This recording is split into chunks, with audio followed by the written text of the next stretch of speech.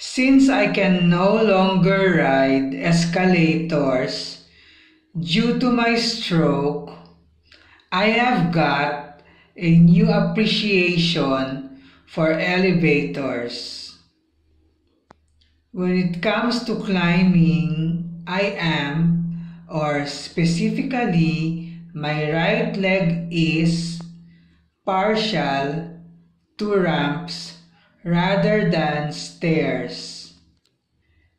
Because I can no longer ascend or descend staircases with steep stairs or staircases with small steps but no handrails or step ladders, then stairs now have become a hit or miss for me. Sometimes kaya ko, sometimes not. In comparison, I can ascend and descend any and all types of inclined planes known commonly as ramps. Therefore, if I have a choice to climb either stairs or a ramp in a building, I always prefer the latter.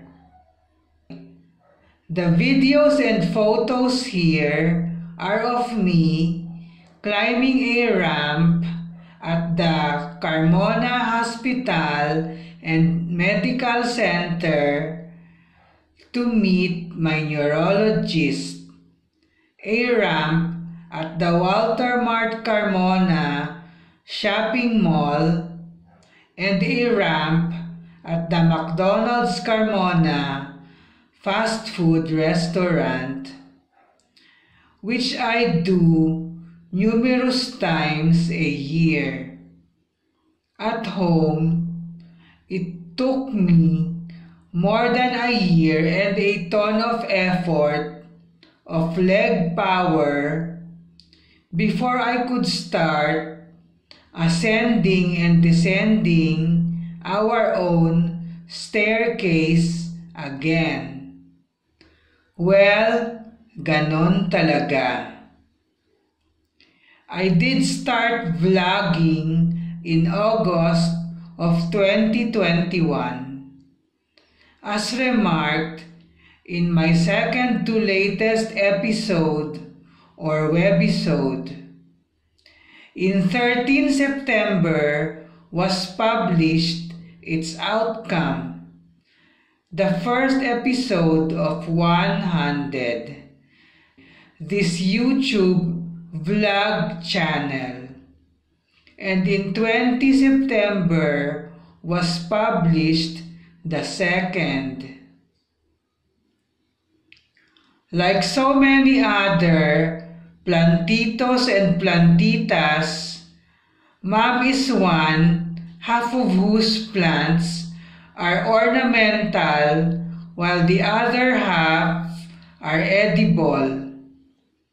Her edible plants are especially good for my daily maintenance of normal blood pressure and blood sugar. At the moment, she takes care of basil and oregano herbs in her tiny garden, together with ginger, turmeric, chili peppers, bell peppers, and serpentina or snake root plants. She used to have tomatoes, lemongrass, calamansi. Their roots have died, wala nang ugat. But I suppose she can plant those again once she's got the time. Freshly picked vegetation and such have been all the rage in my heart for the last 2 decades now. prior to any illness. Sa pagiging sariwang-sariwa pa lang, napaka-delish na and absolutely super for anyone with a stroke. About 100 face, body cleansing, and tiny home design next time.